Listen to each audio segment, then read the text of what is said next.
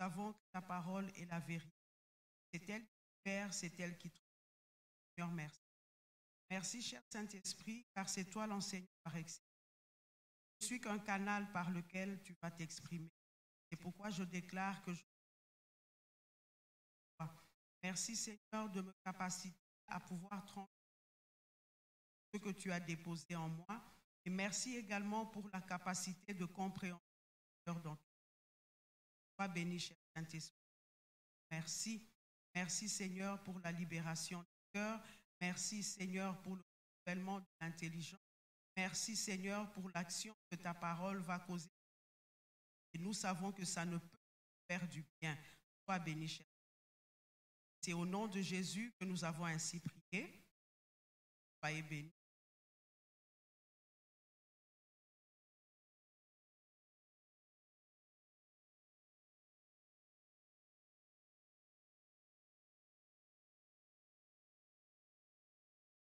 Bénissons encore le Seigneur pour son amour, pour sa fidélité, pour sa grâce. Bénissons pour nous avoir mis à part l'œuvre et bon il nous chacun de nous connaissant. Je remercie également le pasteur qui a encore une fois voulu m'aligner aujourd'hui.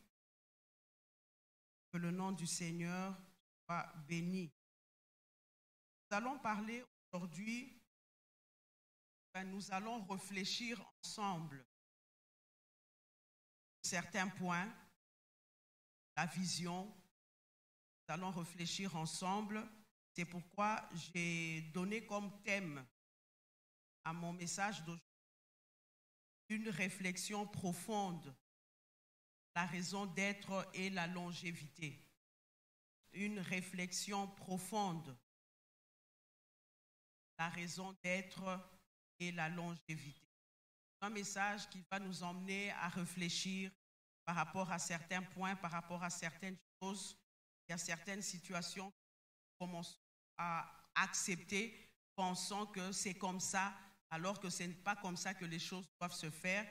Et ensemble, nous allons avancer avec le Seigneur, nous allons réfléchir et à la fin, nous allons tirer des conclusions. Nous allons commencer par la lecture de référence. Nous sommes dans 2 Corinthiens chapitre 5. 2 Corinthiens chapitre 5, verset 15. 2 Corinthiens chapitre 5, verset 15.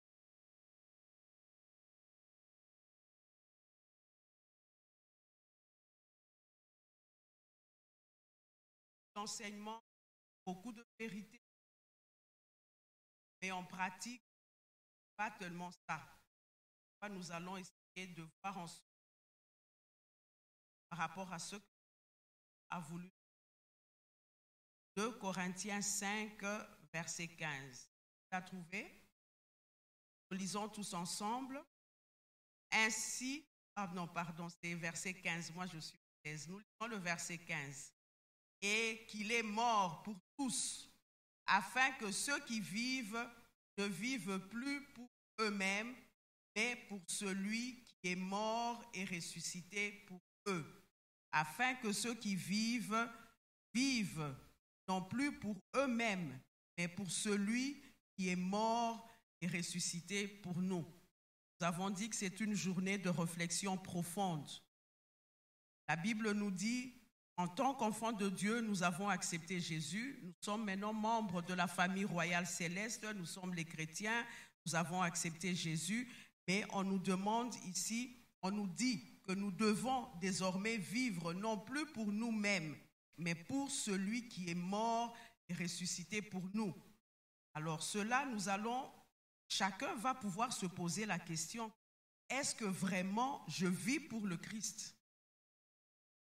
Les questions que je suis en train de poser, que le Seigneur est en train de nous poser. Chacun devra commencer à répondre par rapport à lui-même, à son intérieur. Est-ce que vraiment je vis pour le Seigneur? Est-ce que je vis pour le Christ, lui qui est mort et ressuscité pour moi? Et d'abord, c'est quoi vivre pour le Seigneur? Et quoi vivre pour le Seigneur? Vivre pour le Seigneur, c'est tout simplement vivre en faisant sa volonté, en réalisant sa volonté. Nous savons tous, la plupart nous sommes passés à l'école. Nous savons tous que si nous vivons ici sur la terre, c'est pour servir au dessein de Dieu. Si je vis, c'est pour servir au dessein de Dieu. Si je suis devenu chrétien, c'est pour servir au dessein de Dieu. Ce n'est pas pour faire les choses selon moi. Ce n'est pas pour concevoir des choses selon moi. Ce n'est pas pour me débrouiller ici dans la vie comme tout le monde le dit, comme tout le monde le pense. Mais si je vis, c'est pour réaliser les plans de Dieu dont je suis porteur, pour servir à ses desseins. Est-ce que je vis pour les desseins de Dieu? Est-ce que j'ai déjà découvert les plans de Dieu dans ma vie?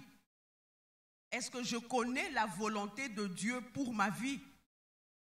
Si je vis, c'est pour servir au dessein de Dieu.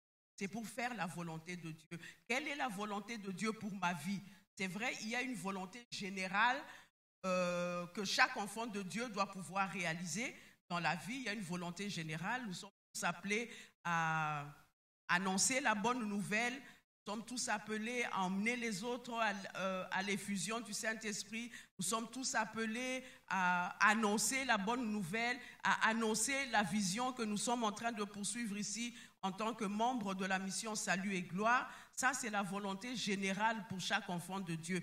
Mais il y a une volonté particulière, une volonté particulière que le Seigneur veut que moi, en tant que son enfant, je puisse réaliser ici sur la terre.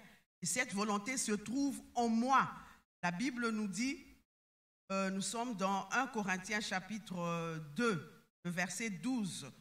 Nous allons le lire tous ensemble. 1 Corinthiens chapitre 2, le verset 12.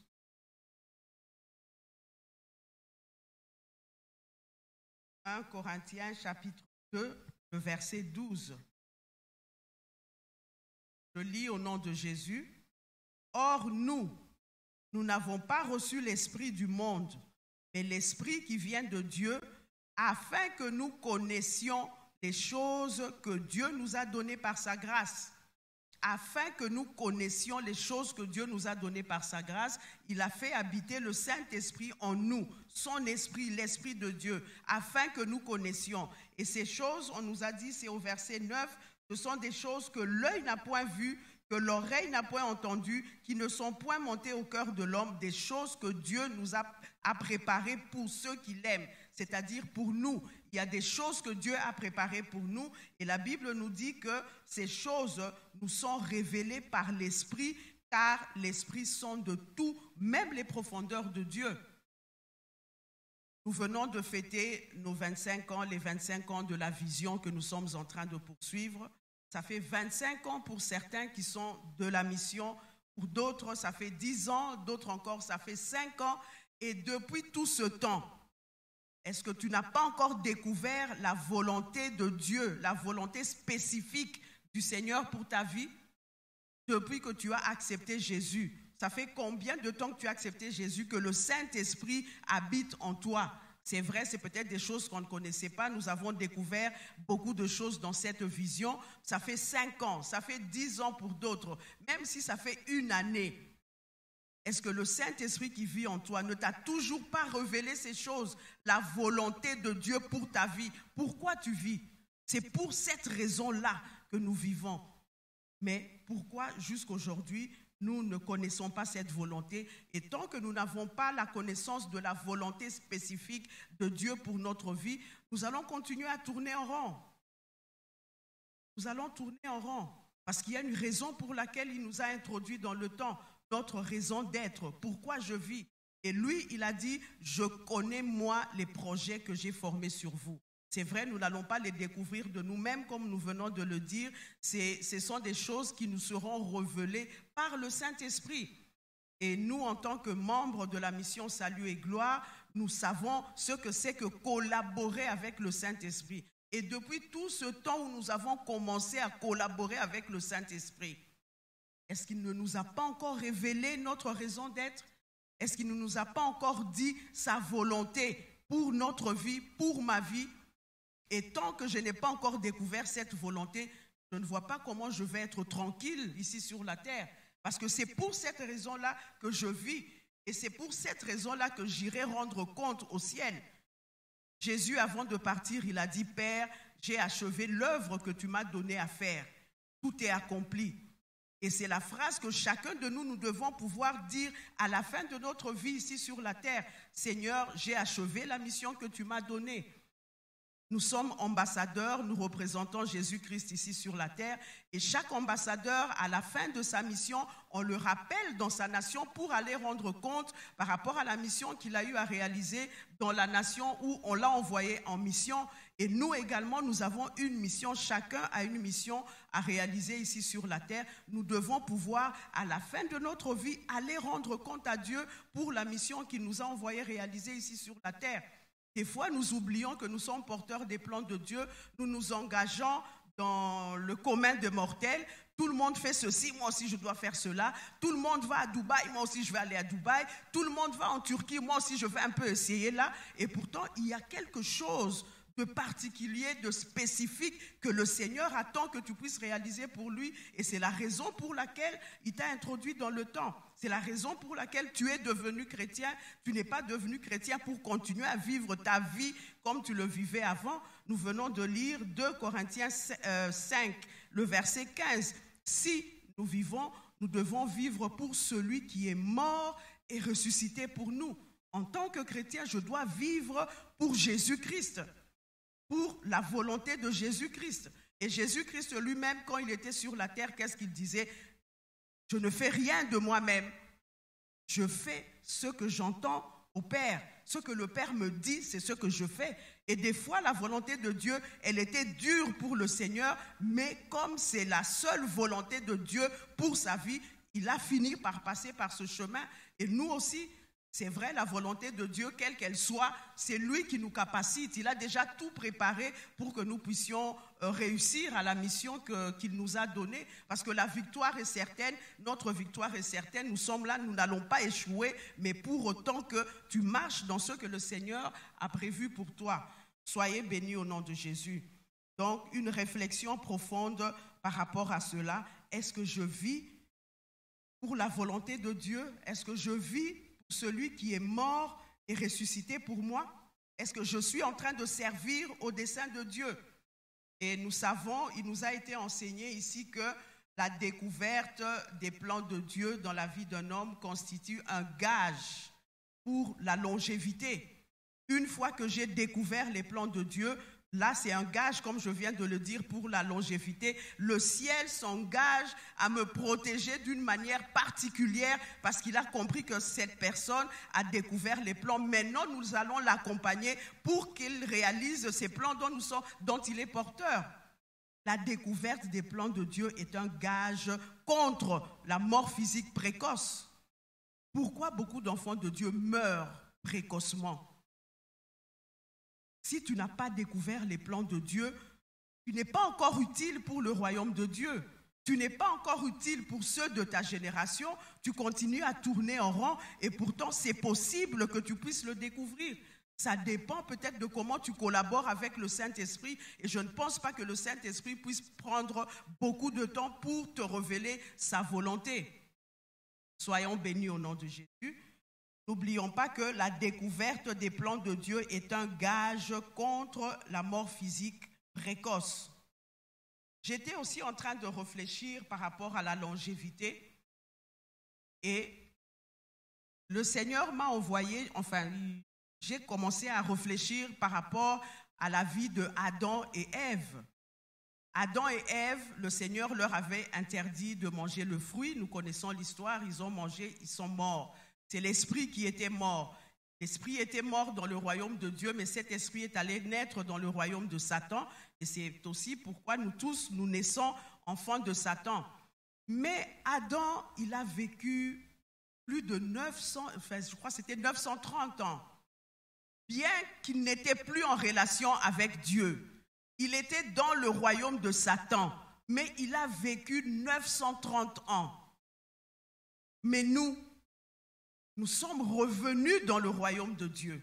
Le Saint-Esprit qui est le vivificateur, il vit en nous.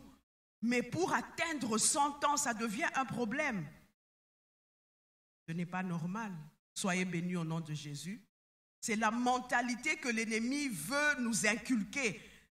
Quand quelqu'un atteint 80 ans, 90 ans, 100 ans, la personne meurt à cet âge ou la personne atteint cet âge, tout le monde commence à dire « Ah ». Souvent, quand les personnes meurent à ces âges-là, on dit « Ah, et pourtant, c'est à ces âges-là, à 80 ans, à 90 ans, si vous lisez à partir de Genèse 5, c'est à cet âge-là que Adam a eu d'autres enfants, à part Caïn et Abel. Et si vous regardez, vous continuez la lecture de la Bible, vous verrez que tel, à 120 ans, il eut autant d'enfants. Tel, à 120 ans, il a conçu, il a eu autant d'enfants. Tel, à tel âge, il a eu des enfants. Et nous, qui sommes les enfants de Dieu, avec le Saint-Esprit qui est le vivificateur en nous, à 60 ans, à 70 ans, parce qu'il y a déjà cette mentalité en nous.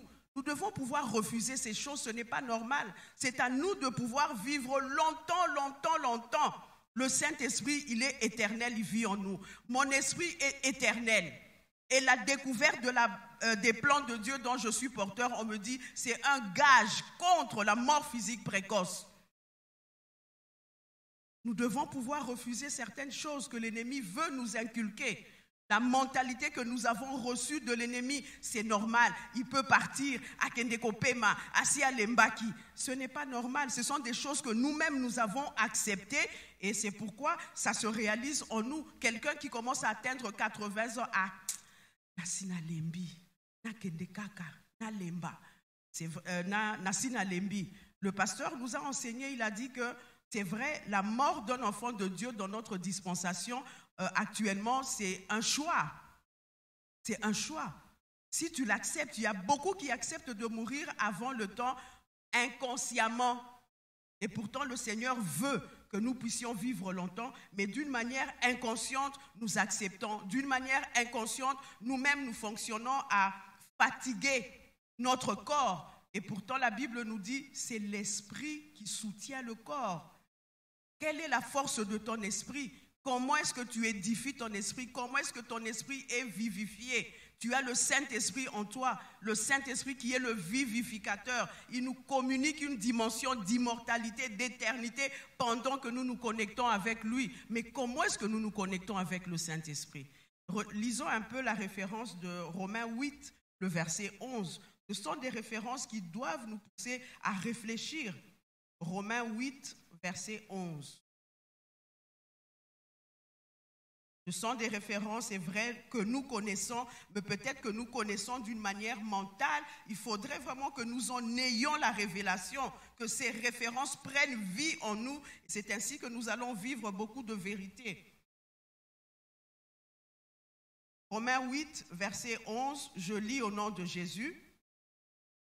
Si l'esprit de celui qui a ressuscité Jésus d'entre les morts habite en vous, celui qui a ressuscité Christ d'entre les morts prendra aussi la vie à vos corps mortels par son esprit qui habite en vous.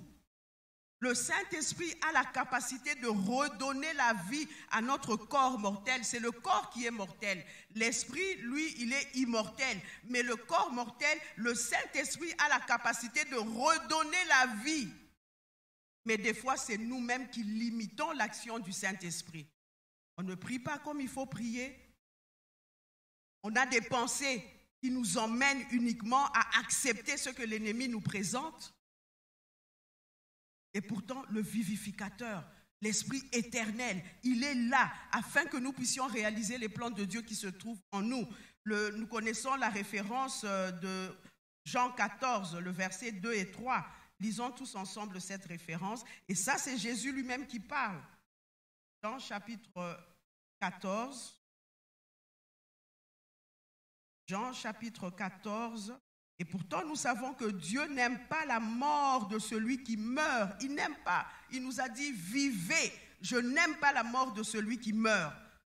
Mais quand l'intelligence n'est pas renouvelée, on accepte des choses. Ça, nous sommes dans Jean 14, verset. Je commence au verset 2. Verset 2 jusqu'au verset 3. Nous lisons. Il y a plusieurs demeures dans la maison de mon Père. Si cela n'était pas, je vous l'aurais dit. Je vais vous préparer une place. Et lorsque je m'en serai allé et que je vous aurai préparé une place, je reviendrai et je vous prendrai avec moi, afin que là où je suis, vous y soyez aussi. Il a dit qu'il reviendra nous prendre. Mais pourquoi nous sommes pressés? Pourquoi les gens sont pressés de rentrer? Jésus n'est pas encore venu pour nous chercher. Nous devons attendre. Il sait que nous avons des choses à réaliser. Ce n'est pas encore le moment de rentrer. Il y a des choses à réaliser. C'est pourquoi il a fait placer l'Esprit éternel en nous, afin que nous ayons le temps de finir, de terminer tout ce qu'il a déposé en nous. Paul l'a dit, j'ai vidé le dépôt. Mais comment nous, on peut rentrer encore avec le dépôt plein? On a des choses à faire, on a des choses à réaliser ici sur la terre. Paul a vidé son dépôt. Et David, on a dit, après avoir servi au dessein de Dieu, il rentra. Quand nous parlons de mort, la mort, c'est un arrêt brusque de la vie. Pas par le Seigneur, mais par l'ennemi. Par l'ennemi. Soyez bénis au nom de Jésus. Lorsque un ambassadeur est dans une nation et que finalement cette nation décide de chasser cet ambassadeur, vous allez quitter notre territoire. C'est une honte pour l'ambassadeur et une honte pour sa nation. C'est de la même manière avec nous, tous ceux qui rentrent avant le temps, c'est l'ennemi qui les a chassés de leur corps. C'est l'ennemi qui chasse cet esprit. Comme il ne peut pas mourir, il te chasse de ton corps, il te remballe vite, tu rentres vite dans la nation. C'est l'ennemi qui chasse. C'est ça, c'est la mort. Mais nous, quand on a fini le travail, ce n'est plus la mort, c'est un retour. Je rentre, je vais rendre compte. J'ai achevé l'œuvre que tu m'as donnée à faire. Tout est accompli, je m'en vais. Il ne faut pas rentrer parce que l'ennemi t'a chassé de ton corps en tant qu'ambassadeur, mais il faut rentrer parce que tu as vidé le dépôt. J'ai terminé tout ce que j'avais à faire. Tout est accompli, je m'en vais. Soyez bénis au nom de Jésus. 2 Corinthiens 5, 15. Pour qui tu vis? C'est la première référence que nous avons lue. Est-ce que je vis pour celui qui est mort et ressuscité pour moi, ou bien je vis pour moi-même? Ce que tu es en train de faire là aujourd'hui, comme travail et tout ça, est-ce que c'est le Seigneur qui te l'a révélé, ou bien c'est toi-même qui t'engages dans ce que tu es en train de faire? Lorsque nous allons rentrer, nous allons rendre compte par rapport à la mission qu'il nous a envoyé réaliser ici sur la terre. Il ne va pas nous demander combien d'immeubles vous avez construits sur la terre, combien d'enfants vous avez eu sur la terre, parce que les enfants que nous avons ici sur la terre, c'est la chair qui produit ces enfants. Et pourtant, moi, je suis esprit. Il va plutôt me demander, moi, esprit, lorsque je serai là, combien d'enfants spirituels tu as produits sur la terre? Pas les enfants charnels, les enfants spirituels. C'est vrai, tes enfants physiques peuvent aussi devenir tes enfants charnels peuvent aussi devenir tes enfants spirituels. Dieu va demander à l'esprit, combien d'enfants spirituels tu as laissés sur la terre? Soyez bénis au nom de Jésus. Donc, c'est tout des matières de réflexion. Nous devons réfléchir sur toutes ces choses. Nous avons lu Jean 14, versets 2 à 3, pour nous montrer que ce n'est vraiment pas la volonté de Dieu que nous puissions rentrer avant le temps. Il attend que nous terminions notre mission et il viendra nous chercher. Si nous lisons 1 Corinthiens 15, verset 51. 1 Corinthiens 15, verset 51.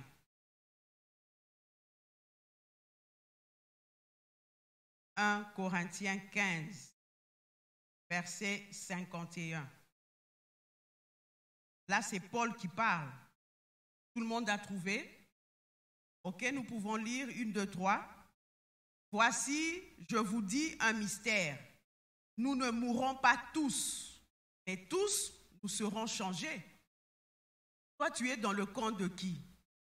De ceux qui veulent rentrer avant le temps? Ou bien tu vas attendre le Seigneur qui vienne te chercher? Ou bien tu fais partie de ceux qui ne mourront pas? C'est possible de faire partie de ceux qui ne mourront pas si tu développes une certaine intimité avec le Saint-Esprit. Je crois que nous sommes de la génération qui pouvons vivre même plus longtemps que Adam et Ève. c'est possible. Soyez bénis au nom de Jésus. Si lui, sans le Saint-Esprit en lui, a pu vivre ces âges-là, et nous, avec le Saint-Esprit en nous, enfants de Dieu, le Saint-Esprit en nous, lui qui redonne la vie à nos corps mortels, pourquoi on ne peut pas arriver à ces âges-là et attendre que nous puissions changer d'un seul coup lorsque le Seigneur viendra nous prendre? C'est possible. Soyez bénis au nom de Jésus. Je vois certaines personnes rigoler. C'est une façon de dire: ah, maman, signe-toi. C'est vrai, c'est la vérité. Il faut nous débarrasser de la mentalité que l'ennemi veut nous inculquer. Nous sommes esprits, nous sommes enfants de Dieu. C'est l'esprit qui soutient le corps. Ça dépend de la force de ton esprit. Quelle est la force de ton esprit? Comment tu communiques avec le Saint-Esprit? Soyez bénis au nom de Jésus. Allons un peu dans Éphésiens 3. C'est des références que j'aime beaucoup. Éphésiens 3.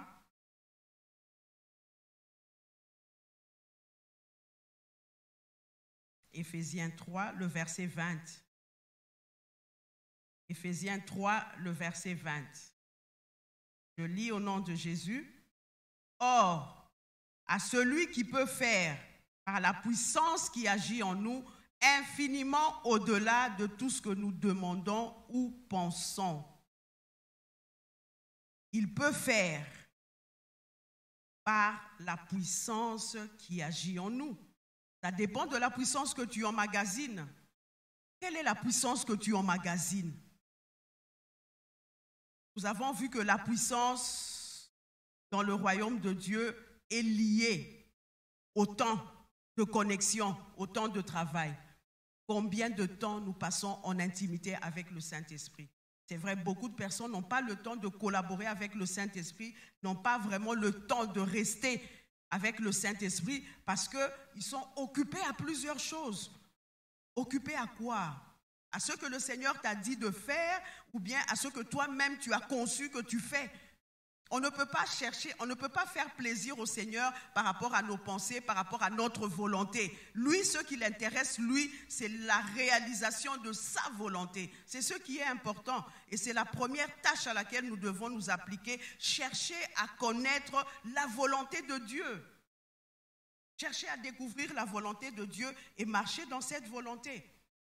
La Bible nous dit, là nous sommes dans 1 Jean 2, verset 15, nous allons lire jusqu'au verset 17. 1 Jean 2. 1 Jean chapitre 2.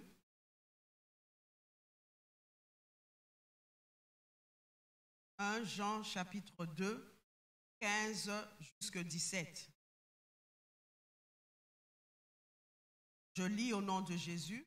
« N'aimez point le monde, ni les choses qui sont dans le monde. Si quelqu'un aime le monde, l'amour du Père n'est point en lui.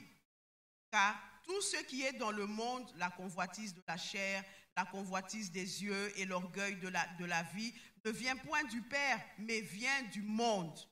Or, nous ne sommes pas du monde, nous sommes dans ce monde, mais nous ne sommes pas de ce monde. Nous sommes étrangers et voyageurs, nous ne sommes que des passagers, nous ne sommes pas de ce monde, donc ne nous accrochons pas aux choses de ce monde. » Verset 17, « Et le monde passe et sa convoitise aussi. Mais celui qui fait quoi? Celui qui fait quoi? Demeure. » Voilà la raison pour laquelle nous vivons, faire la volonté de Dieu. Mais si tu n'es pas dans ce que la volonté de Dieu veut, tu ne vivras pas longtemps. Parce qu'on a vu que la découverte de ces plans, c'est un gage contre la mort physique précoce. Là, le ciel lui-même te sécurise d'une manière particulière afin que tu atteignes le but qu'il t'a assigné. Mais ici, on nous dit, on nous confirme encore, celui qui fait la volonté de Dieu demeure éternellement. Demeure éternellement. Soyez bénis au nom de Jésus. Et si ton esprit est bien édifié, il est bien fortifié, en tout cas, l'ennemi ne peut pas venir chasser cet esprit de ce corps. Il va rester le plus longtemps possible afin de réaliser les plans de Dieu dont il est porteur. C'est important. Nous sommes en train de réfléchir, réfléchissons ensemble. réfléchissons ensemble, il faut vraiment refuser cette mentalité d'accepter ce que le monde est en train de nous inculquer. À tel âge, c'est normal, hein, il peut partir. Bon, c'est une génération qui est en train de passer. Nous sommes une autre génération, une nouvelle génération. Je crois et je déclare que nous vivrons longtemps. Et ce n'est pas pour rien que le Seigneur nous a envoyés dans cette vision où nous enseignons au peuple et aux nations comment vivre au-dessus de la mort physique. Et surtout, c'est à cause de ces plans dont nous sommes porteurs.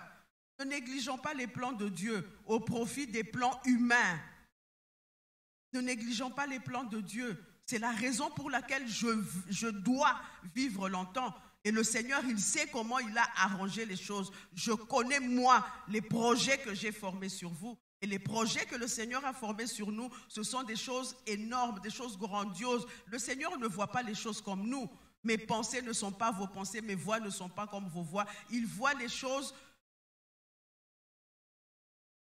Il est le Dieu, l'intelligence suprême, la sagesse suprême. Ce qu'il a préparé pour nous, ce sont des choses. Lui-même, il a dit que l'œil n'a point vu, que l'oreille n'a point entendu, qui ne sont point montées au cœur de l'homme. Mais les choses derrière lesquelles nous courons, derrière, ce sont les choses que l'œil a déjà vues, l'oreille a déjà entendues, qui sont montées dans ton cœur, puisque c'est toi qui les as conçues. Mais ce que Dieu a préparé pour nous, on n'a jamais pensé à ça. On nous a toujours enseigné, c'est vrai, tout le monde ici a des projets.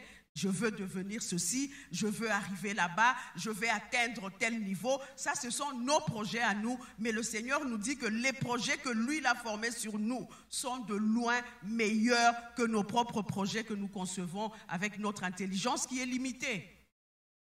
Soyons bénis au nom de Jésus. Les plans de Dieu sont merveilleux. De Dieu, ce sont des plans de grandeur, ce sont des plans de gloire, ça nous emmène loin. Lui-même, il a dit, afin que vous ayez un avenir et de l'espérance. Mais combien de gens, on n'entend pas, oh non, je vais un peu de ce côté là-bas. Nazo lukaka ka venir, nazo bundaka tozo luka luka. Chercher l'avenir alors que ton avenir est en toi. Ton avenir est en toi. On a vu que l'avenir d'un manguier se trouve dans le noyau du manguier. L'avenir d'un fruit se trouve dans le noyau du fruit. Ça veut dire que mon avenir à moi se trouve dans mon noyau à moi qui est l'homme intérieur. Et c'est là où la Bible dit, vous portez ces trésors dans des vases de terre. Nous avons des trésors en nous. Et ça me fait mal chaque fois quand le pasteur nous dit, vous êtes des mines non exploitées. Ça fait mal. Vous êtes des mines non exploitées. Vous avez des trésors en vous, des richesses en vous. Mais regardez un peu votre vie. Regardez comment vous vivez, vous les porteurs des trésors. Et il y a des personnes qui disent, ça c'est pas bon, c'est pas gentil. Bon, c'est quand même vrai. Mais il ne faut pas qu'il continue à en être ainsi. Comme on nous dit, le Congolais, la RDC, scandale géologique, il y a ça, il y a ça, il y a tout ça. Mais regardez un peu les Congolais, comment ils vivent. Quelqu'un a dit un jour, les chrétiens, ils sont comme les Congolais. Ils portent des trésors en eux, mais rien du tout. Ça fait mal au Seigneur. S'il a placé ses trésors en nous, c'est parce qu'il veut que nous puissions vivre une vie d'héritier de Dieu. Mais la vie que nous menons, avec tous les trésors que nous avons en nous, ce n'est pas ça. Il y a beaucoup qui rentrent avec le trésor au ciel. Est-ce que le ciel a besoin de ces choses là-bas? Non. Nous en avons besoin ici sur la terre. Mais on n'a pas le temps d'aller chercher. On n'a pas le temps de passer, Maman Francine, vraiment, à Tayomoko, 4 heures, 6 heures de connexion et tout ça. Mais ce n'est pas moi, c'est le Seigneur. C'est le Saint-Esprit qui l'exige. Et c'est pour mon bien. Si tu ne fais pas les 3 heures devant le Saint-Esprit, mais pour regarder la télé, c'est facile. 3 heures, ça passe vite. Et puis après, quand le film fait, et c'est les gars, c'est quoi, yo? Mais quand il faut être en présence de Dieu, imaginez un peu le Père, le Créateur du ciel, de la terre, de tout l'univers visible et invisible, rester avec lui pendant 3 heures. Qu'est-ce que tu vas manquer? Qu'est-ce que tu vas manquer? Soyez bénis au nom de Jésus. Le Seigneur a tout fait pour que nous vivions bien ici sur la terre. Nous sommes dans l'ignorance On n'a même pas le temps de lire la Bible, les choses qu'il a mises par écrit pour nous. Il a dit, j'ai déjà mis pour vous par écrit des conseils, des réflexions, tout ce qu'il faut. En vous, il y a des trésors. Il nous a montré comment nous pouvons entrer à l'intérieur pour chercher ces trésors. Je me rappelle dans le temps où on nous disait pour prier, maman, il faut au Kotanabozindo, il faut aller en profondeur. On ne connaissait pas encore la connexion. Mais aller en profondeur comment? On ne savait que prier en intelligence. Tu pries. Je me rappelle un jour, j'avais vraiment envie de prier, j'avais soif, je cherchais Dieu, mais je ne savais pas comment m'y prendre. Alors je me dis, je suis entrée dans la chambre, j'ai dit à tout le monde, qui que ce soit qui vient me chercher, je ne suis pas là, je suis en prière, je vais prier. Alors je suis entrée, je me suis dit, je veux faire, même tout l'après-midi, je vais parler à Dieu, je vais prier et tout ça. Je suis entrée. J'ai commencé. Je crois qu'une heure, c'était beaucoup. C'était en intelligence. Je n'avais plus rien à dire. J'ai commencé à répéter des choses que j'avais dit. Il n'y avait plus rien à dire. Et puis, j'ai commencé à chanter pour combler le trou. Je cherche des chansons pour faire plaisir au Seigneur et tout ça. Et puis, je crois, 2 heures après, et pourtant, moi, je voulais passer tout l'après-midi devant le Seigneur. Mais 2 heures après, et puis je me suis dit, de toute façon, ils ne savent pas ce qui se passe ici. Je me suis endormie. Mais nous savons maintenant que celui qui parle en langue ne parle pas aux hommes, mais parle à Dieu. Et tu n'as pas besoin de réfléchir. Ce qui vient là, c'est ça. C'est ça. Et ça va directement au trône. C'est des mystères. L'ennemi n'entend rien. Il ne te contrôle pas. Tu es en secret avec ton Créateur. Le langage codé du ciel. Mais on n'a pas le temps. Ça, c'est l'ennemi. Il faut se révolter. Il faut vraiment que la vie change.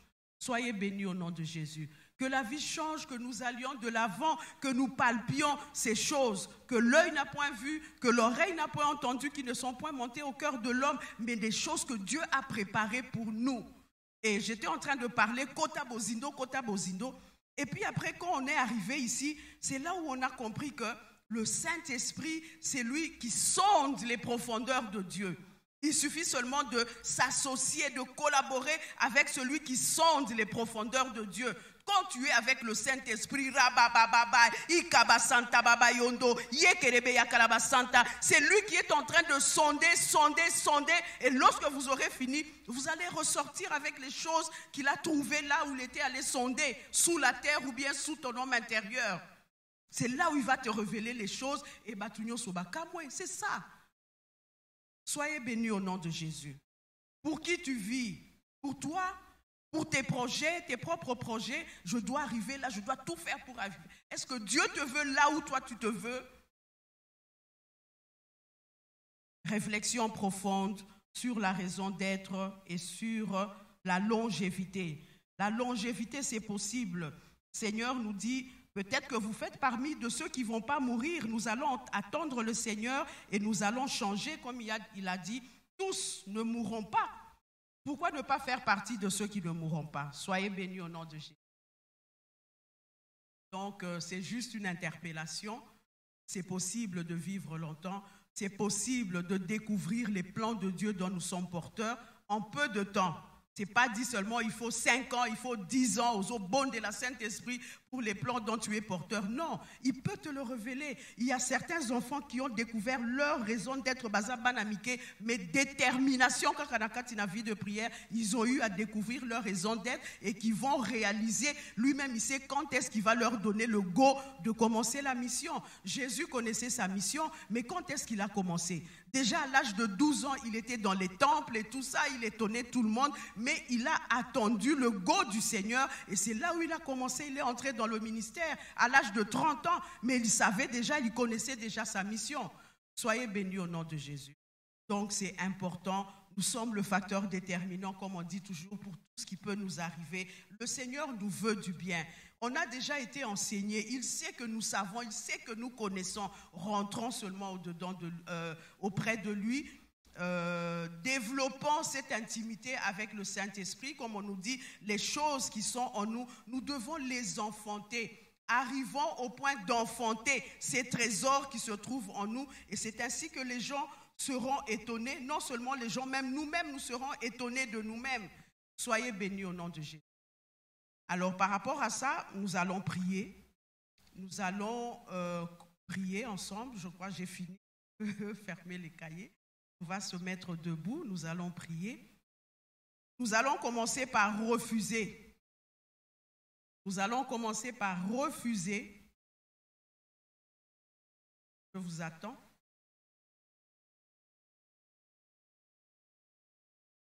Nous allons commencer par refuser. Nous en avons la capacité. Nous sommes des dieux. Dieu lui-même, il a dit, j'avais